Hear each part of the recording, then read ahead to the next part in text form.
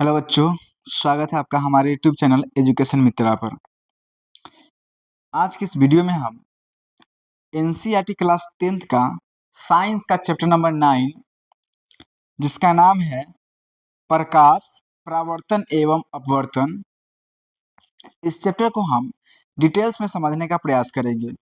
देखिए, अगर आप चूंकि हम अभी जो है एनसीईआरटी के जो चैप्टर है उसके हिसाब से बात कर रहे हैं, तो एनसीईआरटी में जो ये चैप्टर दिया गया है वो साइंस के चैप्टर नंबर 9 में दिया गया है।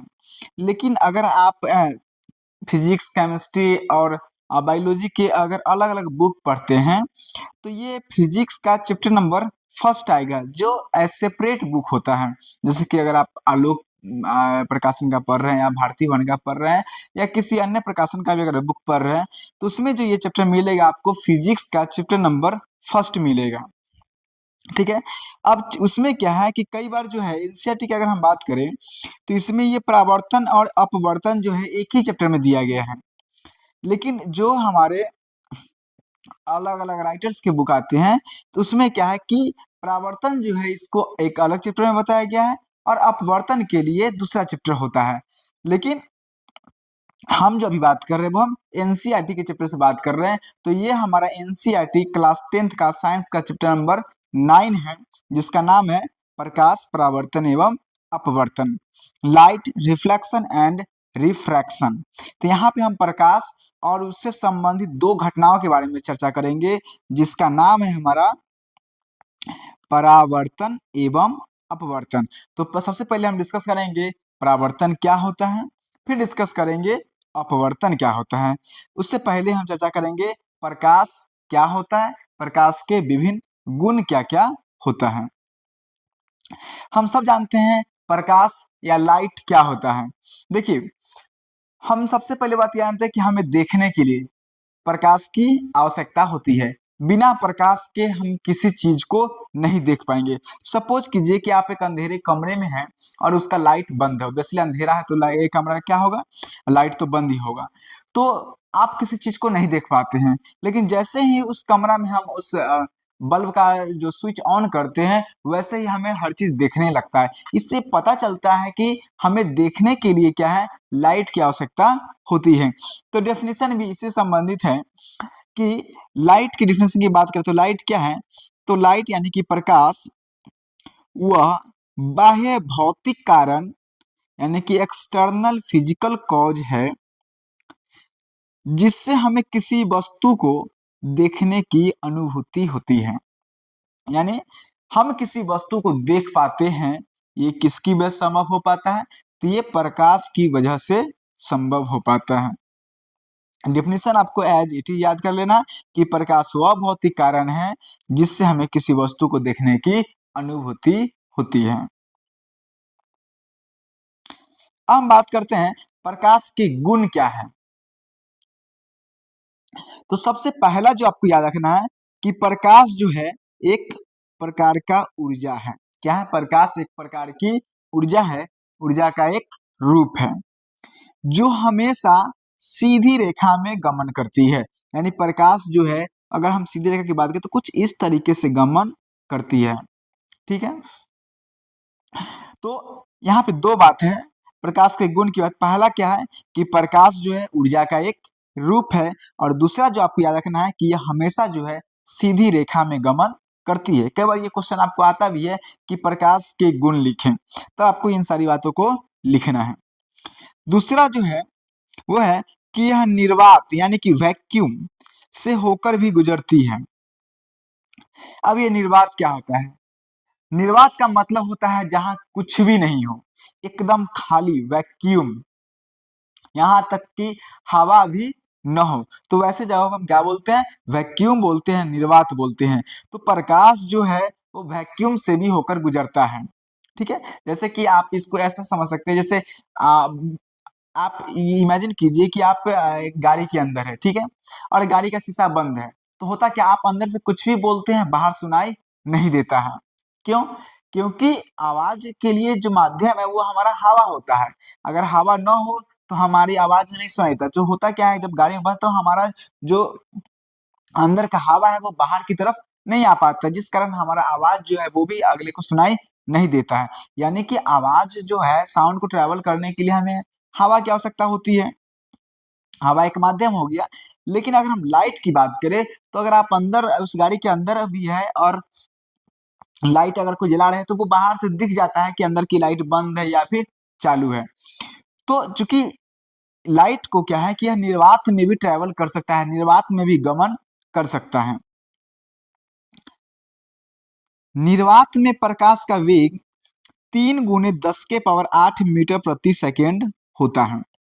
यानी अगर किलोमीटर में बात करें तो ये 3 लाख किलोमीटर प्रति सेकेंड होता है। 3 लाख किलोमीटर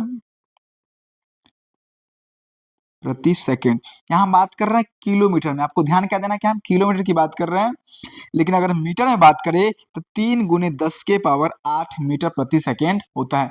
तो ये भी याद रखना आपको कि प्रकाश का जो वेग है वह निर्वात में कितना होता है। ठीक है, तो बात कर रहे हैं कि निर्वात का मतलब तो वो होता है जहां पे कुछ भी नहीं होता है। तो हवा में कितना होता है, क्योंकि हवा में का मतलब कि बेसिकली वहां पे जो हमारा जो हवा के कण है वो बहुत सारे गैस वगैरह होता है तो वो होगा, तो वहां पे कुछ कम जाता है। लेकिन आप इसको 3 लाख किलोमीटर ही मान सकते हैं, अप्रोक्सीमेट ये इतना ही होता है। तो निर्वात में या फिर हवा में ये दोनों लगभग सेम ही होता है। दूसरी बात जो आपको समझना है वो है कि प्रकाश एक विद्युत चुंबकीय तरंग भी है। प्रकाश क्या है? विद्युत चुंबकीय तरंग है, इलेक्ट्रोमैग्नेटिक वेव है। इसे आप हायर क्लास में पढ़ेंगे कि विद्युत चुंबकीय तरंग क्या होता है। फिलहाल आप इस बस याद रखें कि प्रकाश क्या एक विद्युत चुंबकीय तरंग है। अतः इसके गमन के लिए द्रव्यात्मक माध्यम की आवश्यकता नहीं होती। यानी जितने भी विद्युत चुंबकीय तरंग होते हैं उसको ट्रैवल करने के लिए जो है किसी माध्यम की आवश्यकता नहीं होती है। तो ये सारा चीज आपको याद रखना है किस हेडिंग के साथ कि यह प्रकाश के गुण है। फिर से रिपीट करते हैं, पहला जो आपको लिखना है वो लिखना है प्रकाश ऊर्जा का एक रूप है, यह हमेशा सीधी रेखा में गमन करती है। निर्वात में प्रकाश का वेग जो होता है 3 गुणे 10 के पावर 8 मीटर प्रति सेकेंड होता है। आपको आमतौर पे मीटर प्रति सेकेंड ही बताना होगा क्योंकि यह ऐसा ही मात्रक होता है। उसके बाद आपको लिखना है कि प्रकाश का एक विद्युत चुंबकीय तरंग है और प्रकाश के गमन के लिए द्रव्यात्मक माध्यम की आवश्यकता नहीं, इससे आप माध्यम भी बोल सकते हैं कि माध्यम की आवश्यकता नहीं होती है।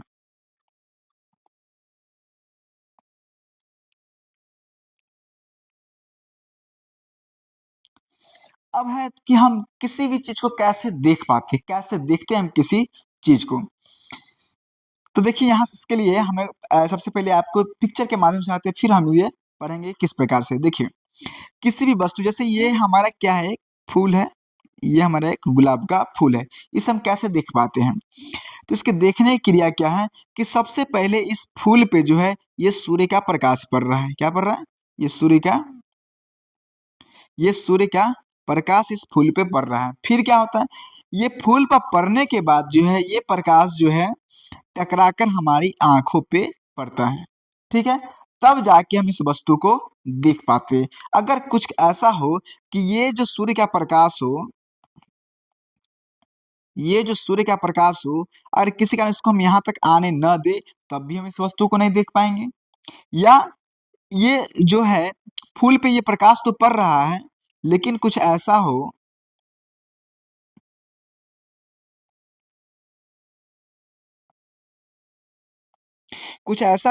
कि ये फूल पे तो सूर्य का प्रकाश पड़ गया लेकिन ये फूल से आंख तक हम इसको किसी प्रकार से अगर रोक दे तभी हम इस वस्तु को नहीं देख पाएंगे। तो किसी वस्तु को देख पाने के लिए क्या है कि सबसे पहला कंडीशन तो ये है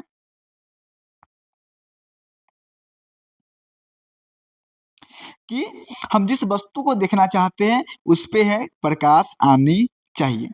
और जैसे उस वस्तु पे प्रकाश पड़ेगा तो उससे परावर्तन के बाद वह हमारी आंखों तक पहुंचना चाहिए, तभी हम उस वस्तु को देख पाएंगे। यहाँ भी देख पा रहे हैं ये क्या है, एक हमारा कोई ऑब्जेक्ट है, कोई भी ऑब्जेक्ट हो सकता है। पहले इस पर क्या हुआ कि सूरज का प्रकाश इस पे आ रहा है, फिर सूरज के प्रकाश से क्या होता है, ये इस पे जो प्रकाश पड़ रहा है इस ऑब्जेक्ट पे पड़ने के बाद ये रिफ्लेक्ट होता है। ये सूर्य पे पड़ने वाले प्रकाश को करता है, रिफ्लेक्ट करता है, ये हमारी आंखों पे पड़ता है और फिर हमारा मस्तिष्क समझ पाता है कि हम किसी वस्तु को देख पाए हैं। तो ये हमारा क्या है, देखने की क्रिया हम किसी वस्तु को कैसे देख पाते हैं।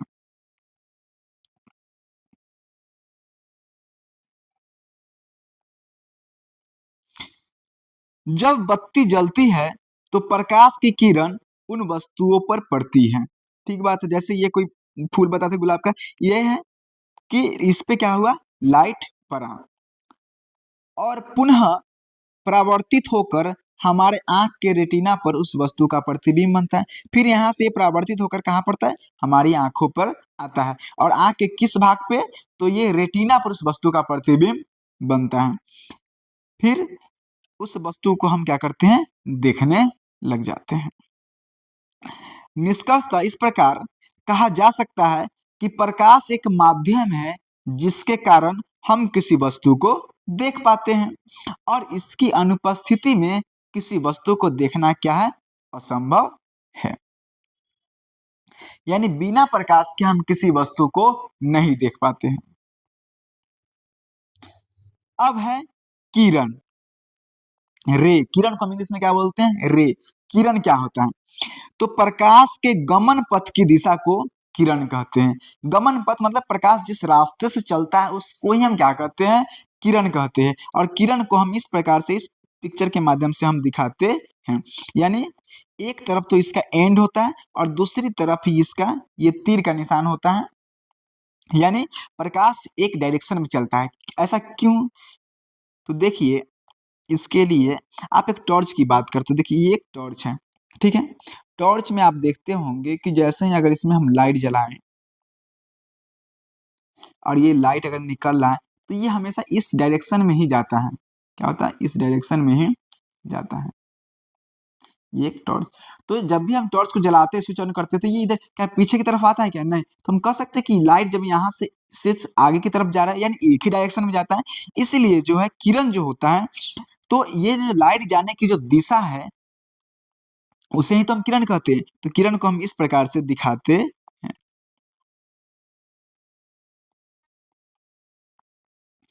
अब है हमारा प्रकाश पुंज यानी कि बीम ऑफ लाइट। तो प्रकाश पुंज क्या होता है, तो किरणों के समूह को प्रकाश पुंज कहते हैं। एक किरण है तो ये हमारा क्या हो गया, किरण। लेकिन अगर ऐसा बहुत सा किरण हो जाए, किरणों का जब समूह हो जाता है तो उसे हम क्या बोलते हैं, प्रकाश पुंज, या इसे हम किरण पुंज भी कहते हैं। प्रकाश पुंज तीन प्रकार के होते हैं या इसे हम किरण पुंज भी कहते हैं।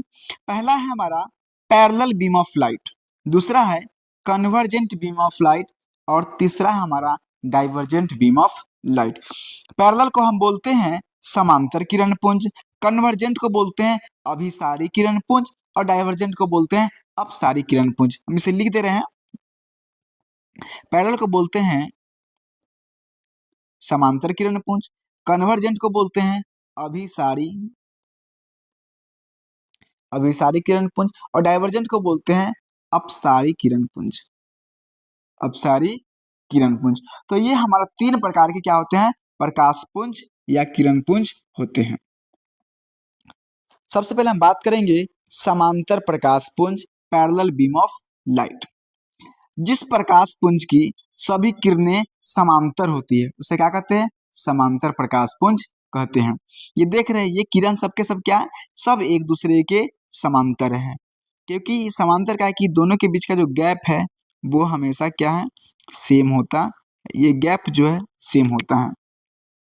तो ये क्या है, समांतर किरण पुंज है। ये किसको कितना भी दूरी मिला देंगे कभी भी ये आपस में आगे मीट नहीं करेगा, ठीक है। तो ये किरणें एक दूसरे क्या है, समांतर है। तो ऐसे प्रकाश पुंज जिसकी सभी किरणें क्या होती है, समांतर होती है, उसे क्या कहते हैं, समांतर प्रकाश पुंज या समांतर किरण पुंज कहते हैं। ये अनंत में भी जाके ये कभी नहीं मिलता है, बस इतना जान लीजिए। जैसे ये एक किरण ऐसे है और एक किरण ऐसे है, तो ये क्या होगी, ये जाके आगे ये कहीं ना कहीं इसमें मिल जाएगा।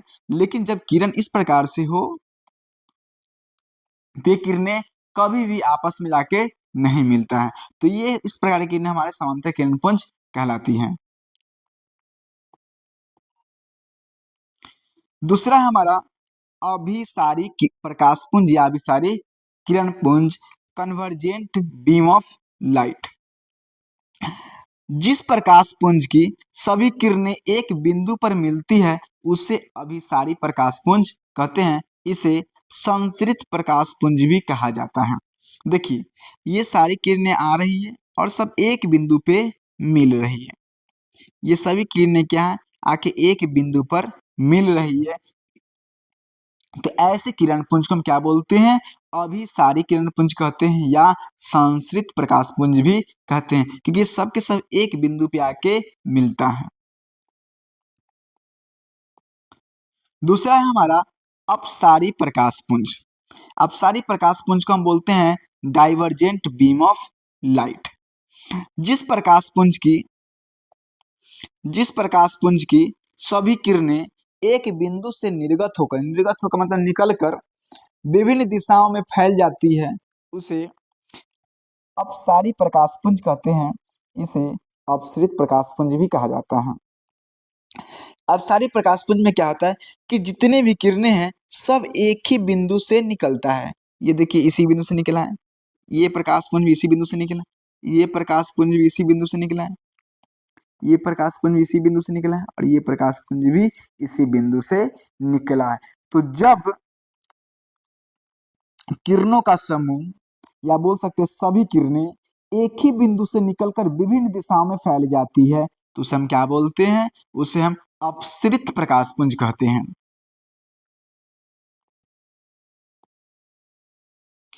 अब हमें समझना है आत्मदीप्त पदार्थ सेल्फ लुमिनस ऑब्जेक्ट क्या होते हैं। देखिए, वे पदार्थ जो स्वयं प्रकाश उत्सर्जित करते हैं आत्मदीप्त पदार्थ कहलाते हैं। यानी जिससे प्रकाश उत्सर्जित होता है, जो प्रकाश निकालते हैं उसे हम क्या बोलते हैं, आत्मदीप्त पदार्थ कहते हैं। जैसे कि सूर्य, तारे, दीपक, ये सब के सब क्या है, ये स्वयं प्रकाश उत्सर्जित करते हैं, स्वयं प्रकाश निर्गत करते हैं, निकालते हैं, इसलिए इसे क्या बोलते हैं, आत्मदीप्त पदार्थ कहते हैं, सेल्फ लुमिनस ऑब्जेक्ट कहते हैं। जैसे ये तारा देख रहे हैं आप, इस सूर्य देख रहे हैं, या जितने भी जलता हुआ ये चीज है, ये सब के सब क्या है, ये सब आत्मदीप्त पदार्थ हैं। दूसरा हमारा अदीप्त पदार्थ यानी कि नॉन लुमिनस ऑब्जेक्ट। वे पदार्थ जो प्रकाश उत्सर्जित नहीं करते हैं लेकिन प्रकाश की उपस्थिति में दिखाई पड़ते हैं अदीप्त पदार्थ कहलाते हैं। आप सीधा इतना समझिए कि वे सारी पदार्थ जो प्रकाश उत्सर्जित नहीं करते हैं, ठीक है, वे सब क्या कहलाते हैं, अदीप्त पदार्थ कहलाते हैं। जैसे ये पत्थर, क्या इससे प्रकाश उत्सर्जित होता है, नहीं, तो ये क्या हो गया, अदीप्त पदार्थ। ये कुर्सी, क्या इससे प्रकाश निकलता है, बिल्कुल नहीं, तो ये क्या है, हमारा अदीप्त पदार्थ है। लेकिन अदीप्त पदार्थ क्या करते हैं, ये अपने पर पड़ने वाले प्रकाश को परावर्तित कर देते हैं। यानी अगर यहाँ पे सूर्य हो तो इस पे जो प्रकाश पड़ेगा ये क्या करेगा, ये उत्सर्जित कर देगा। ठीक है, ये अगर यहाँ पे हम सूर्य ये बस एक प्रकाश स्रोत के रूप में ले रहे हैं, अगर इससे प्रकाश पड़े तो क्या करेगा, ये इसको परावर्तित कर देता है। ठीक है, अब एक क्वेश्चन बताइए, क्या चंद्रमा जो है ये अदीप्त है या फिर दीप्त पदार्थ है? क्योंकि चंद्रमा तो रात में हम देखते हैं कि उससे प्रकाश उत्सर्जित कर रहा होता है। तो बताइए कि चंद्रमा क्या है, दीप्त है कि अदीप्त पदार्थ है? तो आप सबको लगता होगा कि चंद्रमा से प्रकाश निकल रहा है तो चंद्रमा क्या होगा, चंद्रमा हमारा दीप्त होगा, लेकिन ऐसा नहीं है। चंद्रमा भी क्या है, एक अदीप्त पदार्थ है। क्यों? क्योंकि इसका खुद का प्रकाश नहीं होता है, चंद्रमा का अपना प्रकाश नहीं होता है, क्योंकि यह प्रकाश नहीं उत्सर्जित करता है। तो ये जो लाइट आता है वो कहाँ से आता है, बल्कि वह अपने पर पड़ने वाले सूर्य प्रकाश को परावर्तित कर देता है। ये जो चंद्रमा है इसके पास खुद का प्रकाश नहीं होता, ये क्या करता है, इस पे जो सूर्य का प्रकाश पड़ रहा है इसी लाइट को वो क्या करता है, पृथ्वी पर रिफ्लेक्ट करता है। जब हम यहाँ पे लोग तो हमको क्या लगे, हमें तो लगा कि ये लाइट कहाँ से आ रहा है, ये चंद्रमा से आ रहा है, ये लाइट कहाँ से आ रहा है, चंद्रमा से आ रहा है। तो यहाँ पृथ्वी पर लोग क्या लगा कि ये लाइट जो है चंद्रमा से आ रहा है तो लगेगा कि चंद्रमा क्या है, ये अपना प्रकाश प्रस्तुत कर रहा है, लेकिन वास्तव में ऐसा नहीं, चंद्रमा के पास अपना प्रकाश नहीं होता है। ठीक है, ये जो है सूर्य का जो प्रकाश होता है उसी को परावर्तित करता है। अब हम बात करेंगे प्रकाशीय माध्यम का, ऑप्टिकल मीडियम का। प्रकाशीय माध्यम, ऑप्टिकल मीडियम, ये प्रकाशीय माध्यम क्या होता है?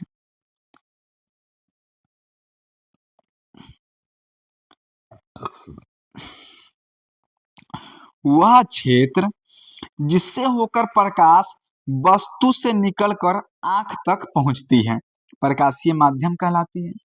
ठीक, सही बात है। जैसे यहाँ पे हम बात कर रहे हैं कि कोई एक ऑब्जेक्ट हो, मान लीजिए वो ऑब्जेक्ट कोई ईंट हो, ठीक है, ये कोई ईंट हो, ये कोई ईंट हो, और कोई इंसान यहाँ पे है, ये कोई इंसान हो।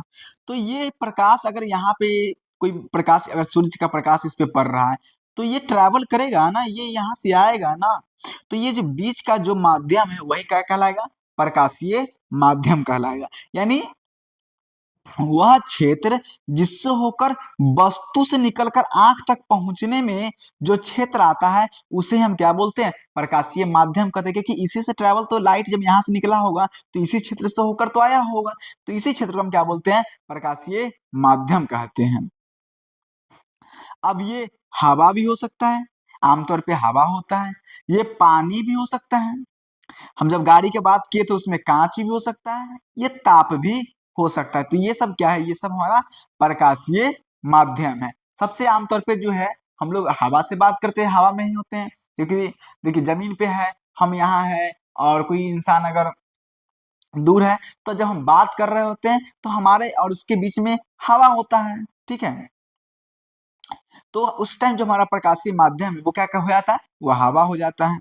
ठीक है, अगर हम बात करें, अगर जैसे अगर हम क्या कह सकते हैं कि आप पोखर या तालाब है, वहां अगर हम मछली या जो भी है उसको अगर पकड़ने जाते हैं तो वहां पे क्या होता है कि मछली तो नीचे है और हम बाहर से देख रहे हैं, तो मछली से जो लाइट निकल रहा है वो हम तक आ रहा है, वो किस माध्यम से होकर रहा है, पहले तो वो पानी से आता है और फिर हवा से, तो वहां पे माध्यम कितना हो जाता है, दो माध्यम हो जाता है। ठीक है, यानी लाइट जो है मछली से आंख तक पहुंचने में पहले तो वह पानी से ट्रेवल किया, पानी में, फिर वह हवा में ट्रेवल किया। तो इस प्रकार से हम समझ सकते हैं कि प्रकाशीय माध्यम क्या होता है, यानी लाइट जिससे होकर जो है उस वस्तु से निकलकर आंख तक पहुंचता है वो क्या कहलाता है, हमारा प्रकाशीय माध्यम कहलाता है। तो प्रकाशीय जो माध्यम है वो प्रकृति के अनुसार, यानी उसके नेचर के अनुसार दो प्रकार के होते हैं। प्रकाशीय माध्यम कितने प्रकार के होते हैं, दो प्रकार के। एक होता है हमारा समांगी यानी कि होमोजीनियस, और दूसरा होता है हमारा विसमांगी यानी कि हेट्रोजीनियस माध्यम। ठीक है, अब हम बात करते हैं समांगी माध्यम का। समांगी माध्यम का क्या होता है कि प्रत्येक भाग के गुण एवं बनावट समान होते हैं, जैसे जल और कांच। ठीक है, जल की बात करें तो जल सब जगह एक समान होता है। ठीक है ना, यानी जल की अगर हम उसके गुण की बात करें तो सब जगह जल का गुण क्या होता है, एक समान होता है, उसकी बनावट एक समान होता है। कांच की बात करें तो उसका भी गुण और बनावट क्या होता है, एक समान होता है। तो ये सब क्या हो जाएगा, हमारा समांगी माध्यम हो जाएगा। अब हम बात करते हैं विसमांगी माध्यम। विसमांगी नाम से स्पष्ट है कि ये अलग होगा, तो विसमांगी माध्यम के प्रत्येक भाग के गुण और बनावट क्या होते हैं, असमान होते हैं, यानी अलग अलग होते हैं, डिफरेंट होते हैं। जैसे विभिन्न हवा का मिश्रण और कैल्साइट। हवा देखिए गर्म भी होता है, ठंडा भी होता है, तो ये गर्म हवा में जो उसका गुण और बनावट है वो अलग हो जाएगा। गर्म में क्या होता है, जो हवा के कण होगा वो दूर दूर होगा। ठंडा में क्या होता है कि जो हवा के पार्टिकल्स होगा वो पास पास होगा। तो देख रहे हैं कि एक में जो है उसके पार्टिकल्स एकदम दूर दूर है, एक में क्या है, पास पास में, तो गुण और बनावट क्या हो गए, अलग अलग हो गया। तो ये जो है हमारा विसमांगी माध्यम का उदाहरण होगा। अब हम बात करते हैं पारदर्शी पदार्थ का, ट्रांसपेरेंट। पारदर्शी पदार्थ क्या होता है, जिन पदार्थों से होकर प्रकाश पूर्ण रूपेण गमन यानी कि आर पार निकल जाता है, पारदर्शी पदार्थ कहलाता है। जैसे कांच, पानी, हवा इत्यादि, ये सब के सब क्या है, पारदर्शी पदार्थ है। क्यों? क्योंकि इससे प्रकाश जो है पूर्ण रूप से आर पार कर जाता है, इसलिए क्या कहलाता है? ये पारदर्शी पदार्थ कहलाता है। जैसे कांच तो आप देखते ही हैं, हवा देख लीजिए, पानी देख लीजिए, सब क्या है? ये सब पारदर्शी है, क्योंकि लाइट इसे पूरी तरह से इस पार से उस पार पार कर जाता है। दूसरा होता है हमारा अपारदर्शी पदार्थ, ओपेक। तो जिन पदार्थों से होकर प्रकाश बाहर नहीं निकल पाता है, उसे हम क्या कहते हैं? अपारदर्शी पदार्थ कहलाता है। जैसे कि पत्थर, ईंट वगैरह। अगर यहाँ पे इस ओर लाइट देंगे तो क्या इस पर निकल पाएगा? नहीं। लेकिन कांच में अगर हम इधर से लाइट देंगे तो ऑब्वियसली ये बाहर की तरफ निकल जाता है, लेकिन इसमें ऐसा पत्थर में नहीं हो पाता है। तो पत्थर, ईंट, लकड़ी, ये सब क्या है? ये सब अपारदर्शी पदार्थ हो गया। तो जहां पे लाइट इस पार से उस पार कर जाएगा उसे हम बोलेंगे पारदर्शी पदार्थ, जिसमें नहीं होगा उसे हम क्या बोलेंगे? अपारदर्शी पदार्थ। और दोनों के बीच का एक होता है हमारा पारभासी पदार्थ, जिसे हम बोलते हैं ट्रांसलूसेंट। तो जिन पदार्थों से होकर प्रकाश का कुछ अंश बाहर निकल जाता है, पारभासी पदार्थ कहलाता है। जैसे तेल लगा कागज, घिसा हुआ कांच। तो इससे क्या होता है कि प्रकाश निकलता तो है, लेकिन पूरी तरह से नहीं निकल पाता है, सिर्फ आंशिक रूप से ही जो है प्रकाश है वो बाहर निकल पाता है। इसे हम क्या बोलते हैं? पारभासी पदार्थ कहते हैं। एग्जाम्पल इंपॉर्टेंट है, तेल लगा कागज, घिसा हुआ कांच, या गंदा पानी भी कह सकते हैं। ये सब क्या होते हैं? पारभासी पदार्थ होता है। अब हम बात करते हैं छाया का, शैडो का। आप पहले पिक्चर के मान समझिए। देखिए ये एक लाइट सोर्स है, ये टॉर्च क्या है? ये टॉर्च हमारा एक क्या है? ये एक लाइट सोर्स है, ठीक है। और यहाँ पे हम एक स्माइली का जो बॉल है उसको रखे हैं, और पीछे क्या है? एक हमारा पर्दा है। तो ये जो है इस पर्दे और इस जो हमारा टॉर्च है उसके बीच में हम क्या रखें? ये स्माइली का जो बॉल है इसको डाल दिए। तो जैसे ही हम टॉर्च को ऑन किए, बॉल पे क्या पड़ा? लाइट पड़ा। और बाकी जगह इस पर्दा पे भी लाइट पड़ी, लेकिन जहां बॉल था उस जगह पे वो टॉर्च का लाइट नहीं पहुंच पाया, और इससे क्या हो गया? यहाँ पे अंधेरा क्षेत्र बन गया, और यही इस बल्ब का क्या कहलाया? बॉल का जो है स्माइली बॉल का छाया कहलाया। ठीक है, समझना क्या है? छाया के लिए हमें एक पर्दा की आवश्यकता पड़ती है। पर्दा की जगह कुछ भी हो सकता है, दीवार हो सकता है, कुछ भी हो सकता है, और एक हमारा लाइट सोर्स होना चाहिए, और उस दोनों के बीच में जिसका छाया है उस वस्तु को हमें रखना पड़ेगा। तो जितना जगह जो है लाइट का वो छेक पाएगा वो वस्तु, उतना जस्ट उसके पीछे जो है उसका छाया बन जाएगा। अब हम बात करते हैं डेफिनेशन का। छाया यानी कि शैडो। प्रकाश के गमन पथ पर जब अपारदर्शी वस्तु रख दी जाती है तो प्रकाश उस अपारदर्शी वस्तु को पार नहीं कर पाता है, इसलिए वहां अंधेरा क्षेत्र बन जाता है, जिसे हम छाया कहते हैं। जैसे ये टॉर्च का क्या था? ये हमारा जो इसका था हमारा गमन पथ था, और ये यहाँ तक था। ये गमन पथ के बीच में हम क्या कर दिए? कोई भी अपारदर्शी वस्तु को रख दिया, और लाइट जो है इस अपारदर्शी वस्तु को पार नहीं कर पाया, और पीछे जो है ये एक अंधेरा क्षेत्र बन गया, जिसे हम क्या कहते हैं? छाया कहते हैं।